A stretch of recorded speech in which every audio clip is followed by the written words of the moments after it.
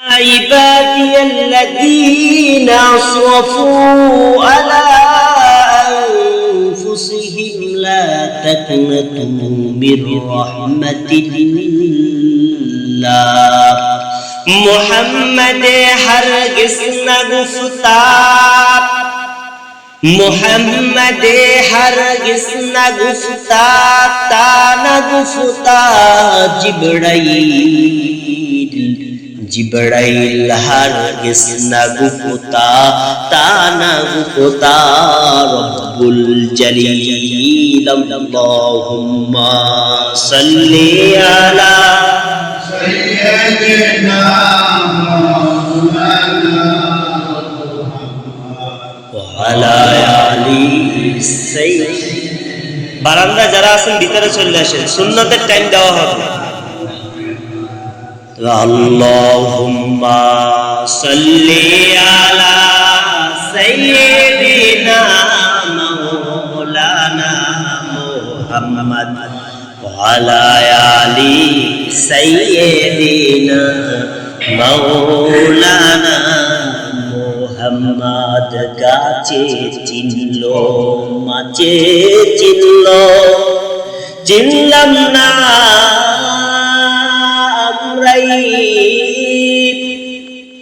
মানুষ হইয়া ভবেতে আসিয়া নবীজির জন্যে করলাম কি আল্লাহুম্মা সাল্লি আলা সাইয়্যিদিনা মাওলানা মুহাম্মদ وعلى آل سيدنا مولانا محمد بلغ العلا بكماله كشف الدجى بجماله حسنت جميع خصاله صلوا عليه وآله بلغ العلا بكماله حسنت جميع خصاله صلوا عليه وآله আলহামদুলিল্লাহ মহান মালিকের দরবারে মহান সত্তার দরবারে কালিমাতু শুকর শুকরিয়া আদায় করছি আলহামদুলিল্লাহ যিনি আমাদেরকে আপনাকে ভালোবেসে তার ঘর মসজিদের ভিতরে দুনিয়ার সর্ব কাজ থেকে ফারিক করে মসজিদে আসার এবং বসবার মতন তৌফিক দান করেছেন সেই মালিকের দরবারে সেই মহান সত্তার দরবারে কালিমাতু শুকর শুকরিয়া আদায় করছি আলহামদুলিল্লাহ। এখানে দুনিয়ার কোনো ক্রেডিটের কারণে নিজের ব্যক্তিগত কোনো কাজের কারণে আসি নাই, এখানে আসছি একমাত্র কাকে খুশি করার জন্য। আরো জবান খুলে বলেন কার খুশি করার জন্য? আল্লাহর জন্য আসছি। না হয় দুনিয়ার যদি কোনো কাজের জন্য আসতাম তাহলে এইভাবে বসে থাকতাম না, ঠিক কিনা ধরে বলেন? শুধুমাত্র আল্লাহ তাআলাকে রাজি খুশি করার জন্য, আমার রব বানানোর জন্য, আমি তাকে স্বীকৃতি দেওয়ার জন্যই মসজিদে এসেছি। এর কোনো বেজাল আছে কথায় বলেন? এই কথার ভিতরে কোনো দ্বিধামত আছে যে না আমরা আসছি আমাদের কাজের জন্য? নাই, কারণ আমরা আসছি একমাত্র আল্লাহর জন্য। কার জন্য বলে? আল্লাহর জন্য। আমি এই বিগত 2 জুমা পর্যন্ত সূরা ফাতিহার মাত্র 4টি আয়াতের আলোচনা করেছি। আজকে 2টি আয়াতের আলোচনা করব, আল্লাহ তাআলা যদি আমাকে তৌফিক দান করেন এবং আপনাদের যদি শোনার সৌন্দর্য থাকে। আমি কুরআন কারীম থেকে সূরাতুল ফাতিহার 4 নম্বর আয়াতে কারিমা তেলাওয়াত করেছি। উক্ত আয়াতে আল্লাহ পাক রব্বুল আলামিন গোটা পৃথিবীর মানুষদেরকে আল্লাহ তাআলা বলেন, যখন আমরা নামাজে দাঁড়াই তখন আমরা এই সূরাটা পাঠ করতে থাকি, তখন আমরা বলতে থাকি ইয়্যাকা না'বুদু ওয়া ইয়্যাকা নাস্তাঈন। বলি কি বলি না? বলি কি বলি না? বলেন তো। আমি বিগত 2 জুমা পর্যন্ত বলে আসতেছি যে সূরা ফাতিহা ছাড়া নামাজ হয়? জোরে বলেন, নামাজ হয়? দুনিয়ার যত বড় পণ্ডিত হোক না কেন, দুনিয়ার যত বড় ক্রেডিট ওয়ালা লোক হোক না কেন, যদি বলে আমি সূরা ফাতিহা পড়ব না অন্য সূরা পড়ব, নামাজ হবে? হবে না। কারণ সূরা ফাতিহাকে আল্লাহ তাআলা উম্মুল কোরআন, কোরআনের মা, কোরআনের সমতুল্য করে দিয়েছেন। সেজন্য সূরা ফাতিহা ছাড়া অন্য কোন সূরা যদি পাঠ করা হয়, শেষ করা হয়, এক আলিফ লাম থেকে শুরু করে নাস পর্যন্ত, মিনাল জিন্নাতি ওয়ান নাস করে যদি শেষ করা হয়, আর যদি সূরা ফাতিহা সেই নামাজের ভিতরে না থাকে, তাহলে ওই নামাজ সহিশুদ্ধ হয় না, নামাজই হয় না। ঠিক আমরা যখন নামাজে দাঁড়াই তখন বলতে থাকি ইয়াকা না'বুদু ওয়া ইয়াকা নাস্তাঈন। এই শব্দটা দ্বারা আমরা বুঝাইতে থাকি আল্লাহ আপনার সামনে আমরা দাঁড়াইছি, আমরা আপনার ইবাদত করি, আবার আপনার কাছে সাহায্য চাই। বলি কি বলি না বলেন? আমরা কার ইবাদত করি? আরো জোরে বলেন কার? আল্লাহর। আবার আল্লাহর কাছেই কি সাহায্য প্রার্থনা করি। কিরকম? তাফসীরের ভিতরে আসছে, আল্লামা কাসির রাহমাতুল্লাহি আলাইহি একটা ব্যাখ্যার ভিতরে লিখেছেন, মানুষ যখন শস্য দানা হোক, ধান হোক, অথবা অন্যান্য জিনিস হোক, রাখার জন্য বস্তার দরকার হয়, হয় কি হয় না? জোরে বলেন, হয় কি হয় না? একটু বোঝার চেষ্টা করুন, বস্তার দরকার হয় কি হয় না? হয়। মনে করেন যদি বস্তার তলা যে সেলাই করা থাকে, সেই তলা যদি সেলাই করা নাই থাকে, আর বস্তার উপর থেকে যত ধান, যত গম পড়ুক না কেন, বস্তা টান দিলে কি টিকবে? জোরে বলেন, টিকবে। আর যখন সেলাই দেওয়া থাকবে, তখন যা ভরুক না কেন বস্তার তলায় যায় কি থাকবে। ঠিক কিনা জোরে বলেন? ইবাদত রাখার জন্য একটা থলি লাগে, একটা বস্তা লাগে, একটা বস্তু লাগে। যেই বস্তুটা তলায় যদি সেলাই দেওয়া না থাকে, তাহলে ওই রকম হয় যেরকম ভাবে শস্য দানা যদি রাখা হয়, গম রাখা হয়, ধান রাখা হয়, যদি তলা সেলাই করা না থাকে, তলা যেরকম জায়গাইলে ধানের জায়গায় পড়ে যায়, গম গমের জায়গায় পড়ে যায়, ঠিক তেমনি ভাবে ইবাদত রাখার জন্য একটা বস্তার খুব প্রয়োজন। ঠিক কিনা জেনে আল্লামা কাসির রাহমাতুল্লাহি আলাইহি তিনি কিতাবের ভিতরে লেখেন, বান্দা যখন কোন ইবাদত বন্দেগী রাখার জন্য একটা বস্তার প্রয়োজন হয়, মনে করে ভালো করে বুঝবেন, ভালো কাজ কিন্তু ইহুদিরাও করে, নাসারারাও করে, খ্রিস্টানরাও করে, কিন্তু তাদের রাখার কোনো বস্তা নাই। হিন্দুরাও ভালো কাজ করে, যেরকম ভাবে রাস্তাঘাট করে দেওয়া ভালো কাজ, মানুষের সহযোগিতা করা ভালো কাজ, এটা হিন্দুরাও করে, বৌদ্ধরাও করে, খ্রিস্টানরাও করে, মুসলমানরাও করে। কিন্তু পার্থক্য হলো এই জায়গায়, ওই ব্যক্তিদের রাখার কোনো পাত্র নাই, আর মুসলমানদের রাখার পাত্র আছে, বিদায় সেটার নাম হয়েছে ইবাদত। যেরকম ভাবে বস্তার তলায় যদি সেলাই দিতে হয়, প্রথমে করতে হবে লা ইলাহা ইল্লাল্লাহ মুহাম্মাদুর রাসূলুল্লাহ। যদি বলে একটা বস্তার তলায় সেলাই দিয়ে নেন, একটা সেলাই হলে স্বাভাবিক হালকা পাতলা নিচে পড়ে যাবে, অনেকটাই রয়ে যাবে। দ্বিতীয় সেলাই যদি কালেমায়ে শাহাদাত দিয়ে নেন, আশহাদু আল্লা ইলাহা ইল্লাল্লাহ ওয়া আশহাদু আন্না মুহাম্মাদার রাসূলুল্লাহ যদি বইলা দ্বিতীয় সেলাই দেন, তৃতীয় সেলাই দিয়া নেন, চতুর্থ সেলাই যদি দিয়া নেন ইমানে মুফাসসাল বইলা, তাহলে বান্দা যেই ইবাদত করুক না কেন, সেই ইবাদত বস্তায় যায় টিকবে। হিন্দু বৌদ্ধরা ভালো কাজ করে, কিন্তু তাদের কোনো আমলনামা নেই, তাদের কোনো হিসাব হবে না, তারা বিনা হিসাবে জাহান্নামী। ঠিক কিনা জেনে বলেন? তাদের ভিতরে এই বস্তা নামক এই সেলাই তিনটা না থাকার কারণে, চারটা না থাকার কারণে তাদের কোনো ইবাদত বন্দেগী যা তলায় টিকে না।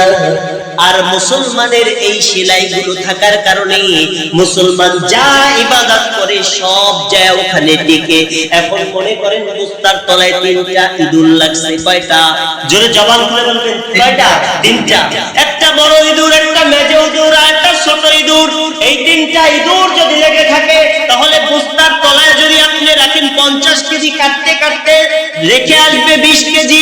আপনি আবার যদি 20 কেজি রাখেন, 50-20 যোগ করলে হওয়ার কথা 70 কেজি, সেখানে হবে 20-20 40 কেজি। আবার সেই 20 কেজি থেকে আবার 20 কেজি কমে যায়। এর কারণ হইল বস্তার তলায় ইঁদুর আছে। এখন পৃথিবীর সবচেয়ে বড় বুদ্ধিমান যদি হয়, সে যদি বলে বস্তার তলায় আমার ইঁদুর থাক, তারপরে আমি ইবাদত বন্দেগী করতে থাকবো, আমি শস্য দানা রাখতে থাকবো, রাখতে রাখতে রাখতে রাখতে এক পর্যায়ে দেখা যাবে আপনি যা করেন তার অর্ধেক অর্ধেক অর্ধেক হয়ে আসে কি আসে না? জোরে বলেন, আসে কি আসে না? একটা গোলার ভিতরে ধান রাখলে ধানে ইঁদুরে নিয়ে যায়, নিলে কমে না বাড়ে? জোরে বলেন, কমে না বাড়ে? কমে। ঠিক তেমনি ভাবে ইবাদতের নিচে যদি তিনটা ইঁদুর থাকে, এক নম্বর ইঁদুরের নাম হচ্ছে শিরিক। এক নম্বর ইঁদুরের নাম কি বলেন? শিরিক। দুই নম্বর ইঁদুরের নাম হচ্ছে রাসূলের সাথে শিরিক করা। তিন নম্বর ইঁদুরের নাম হচ্ছে বেদাত। এই তিনটা জিনিস যদি ওই ইবাদতের নিচে থাকে তাহলে বান্দার ইবাদতটাও ওই রকম হইতে থাকে। তিনি যত পরিমাণে ইবাদত বন্দেগী কইরা বস্তার ভিতরে ভরে আস্তে আস্তে কমতে কমতে অর্ধেক হয়ে যায়, 50 হয়ে যায়। এখন এই তিনটা শিরিক থেকে যদি বাঁচতে পারেন তাহলে পরিপূর্ণ বস্তা পরিপূর্ণই ঠিক হয়ে যাবে। এক নম্বরে যেই শিরিকটার কথা বলা হয়েছে, শিরিক আল্লাহর সাথে শিরিক করা। যেই যে আমরা গোটা মানুষের ভিতরে 50% মানুষ এখন করে থাকি, যেরকম ভাবে আমি কাজ করি, কর্ম করি, যা কিছু করি না কেন আমাকে খাওয়ায় আল্লাহ, আর আমার কাজটা হইছে উসিলা। এখন আমরা মনে করি কাজ আমার আসল আর আল্লাহ আমাদের উসিলা। নাউজুবিল্লাহ। দেখবেন যে ব্যক্তি সকালবেলা পাখি, যেই পাখিটা সকালবেলা বাসা থেকে ক্ষুধার্ত অবস্থায় বের হয়, আকাশে উঠতে উঠতে উঠতে উঠতে এক পর্যায়ে চরে চলে যায়, ওই পাখিটার পেটের ভিতরে খাবার দিয়া পেটটা ভরপুর কইরা আবার সন্ধ্যার বেলা আবার ওই পাখিটা নিজের খাবার খেয়ে আসে। আবার বাচ্চা যদি থাকে তাদের জন্য খাবার মজুদ করে নিয়ে আসে। দুনিয়ার কোন মানুষ তো ওই খাবার দেয় না, ওই খাবারগুলোর ব্যবস্থা করেন তিনি কে? আরো জোরে বলেন তিনি কে? আল্লাহ। আর আপনার আমার রিজিক বন্টন করনে ওয়ালাও তিনি আল্লাহ। ঠিক কিনা জোরে বলেন? অনেক মানুষ আছে টাকা পয়সার অর্থের অভাব নাই কিন্তু খাবার খাইতেই পারে না। ডাক্তারে নিষেধ করছে, ডায়াবেটিস, কি বলেন? ডায়াবেটিস, হাই প্রেসার, খাইতেই পারে না। গরুর গোশত এক পিস লইলে ডাক্তারের কথা মনে পড়ে যায়। ডাক্তার বলছে এক পিস তো দূরের কথা, আপনি গরুর গোশত ঘিরানো শুনছেন। ঠিক কিনা জোরে বলেন? আবার অনেক গরিব মানুষ আছে তারা বছরে গরুর গোশত কিনে খাইতে পারে না, একবারই দাওয়াত পাইলে সুন্দর মতন খাবার খাইয়া শরীর টাটকা থাকে। কোন প্রকার ডায়াবেটিস তো দূরের কথা, তাদের কোনো প্রেসারও নাই, লো প্রেসারও নাই, হাই প্রেসারও নাই, স্বাভাবিক। দিনের বেলা কাজ করে, রাতের বেলা আরামসে ঘুমায়, কোনো ডিস্টার্ব হয় না। আবার অনেক মানুষ আছে কোটি কোটি টাকা তিনি ইনকাম করতেছেন এসি রুমের ভিতর বইসা, আবার সেই টাকা খাইতে পারে না। আছে না নাই বলেন? টাকার পাহাড় গড়ে ফেলে কিন্তু টাকা খাওয়ার মতন শক্তি থাকে না, কারণ ডাক্তার নিষেধ করে দিয়েছে তোমার না ডায়াবেটিস, তোমার না হাই প্রেসার, তুমি যদি খাবার বেশি খাইতে যাও তোমার তো স্ট্রোক করার ভয় আছে। ঠিক আল্লাহ তাআলা, আমরা আল্লাহ তাআলার কাছে নামাজে দাঁড়ায় বলি আল্লাহ আমরা আপনার ইবাদত করি, আবার আপনার কাছে সাহায্য চাই। আপনি আমাদের সাহায্যদাতা, আমাদের আর কেউ নাই। আবার নামাজ শেষ করে আমরা যখন বাহিরে বের হয়ে যাই আমাদের মনের ভিতরে আল্লাহর সেই ভয়টা থাকে না, সেই কথাটা থাকে না, ইয়াকা নাবুদু ওয়া ইয়াকা নাস্তাইন, আর এই কথাটা মনে থাকে না। আমরা আল্লাহর কাছে আওয়াজ করেছি আল্লাহ আপনারই ইবাদত করি, আবার আপনার কাছেই সাহায্য চাই। বাইরে হইতে দেরি হয়, বাইরে হইয়া চাকরির সন্ধানে এমন ভাবে খুঁজে পড়ে লাগি যেই মাওলায় আমারে দেওয়ার মালিক সেই মাওলার কোনো খোঁজ থাকে না। আছে না নাই বলেন? চাকরিটারে এমন ভাবে মনে করে রাখি আল্লাহ যে 5 বার বান্দাকে ডাকতে থাকে, মুয়াজ্জিন দিয়া হুঁশিয়ার দেয়, হে মুয়াজ্জিনেরা যারা আযান দিয়ে তারা মসজিদে ডাকার জন্য এলান করে দেয়, তারা নিজেদের ব্যক্তিত্বের জন্য না, চাকরির জন্য না, তারা প্রত্যেকটা বাক্যর ভিতরে দেখা দেয় আল্লাহু আকবার, আল্লাহ বড়, এইভাবে কইয়া ডাকতে থাকে আল্লাহর দিকে আসো, কল্যাণ হবে। তুমি যত নামাজ পড়বা, যত ইবাদত বন্দেগী করবা, অল্প টাকা ইনকাম করলেও তার ভিতরে বরকত দিয়ে দিতে পারেন তিনি কে?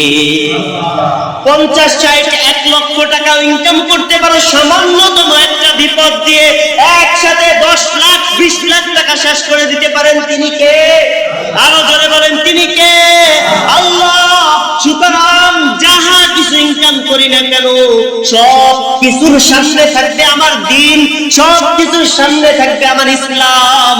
আর ইসলামকে যদি সামনে রাখা যে কোনো ইবাদত বন্দেগী করতে পারি, তাহলে ওই রকম হবে যেরকম একটা বাসের ড্রাইভার হয়, একটা বিমানের ড্রাইভার হয়, একটা হোন্ডার ড্রাইভার হয়। বাসের ড্রাইভার যদি তিনি বাস 60 স্পিডে চালায়, তাহলে তার চোখের পাওয়ার লাগে 120, ঠিক কিনা জোরে বলেন? সে যদি 120 এর চোখের পাওয়ার না রাখে, তাহলে অ্যাক্সিডেন্টের ভয় থাকে। হুন্ডা যিনি চালায়, তার যদি হুন্ডার পাওয়ার থেকে 80, তাহলে তার চোখের স্পিড রাখা লাগে 160, ঠিক কিনা? একজন বিমান চালায় 1000 স্পিডে, তার চোখের পাওয়ার লাগে 2000 স্পিড দূরে, তাহলে সেই গাড়ি আর সেই বিমান, সেই হুন্ডার অ্যাক্সিডেন্টের ভয় থাকে না। ঠিক তেমনি ভাবে বান্দা যখন আল্লাহর দ্বীনকে সামনে রেখা দুনিয়ার সমস্ত কাজকে ফিসে ফলায়া দিয়া আল্লাহর ইবাদতকে কইরা, তখন তিনি যা কিছু করবে না কেন, আল্লাহ তাআলা বলেন প্রত্যেকটা কাজের ভিতর বরকত দিয়া দিব। তিনি হলেন আল্লাহ। আরো জোরে বলেন তিনি কে? আল্লাহ। সুতরাং আল্লাহ তাআলা আমাদের সবাইকে ইবাদত যার করি, আবার তার কাছে সাহায্য চাওয়ার তৌফিক দান করুন। সকলে বলি আমিন।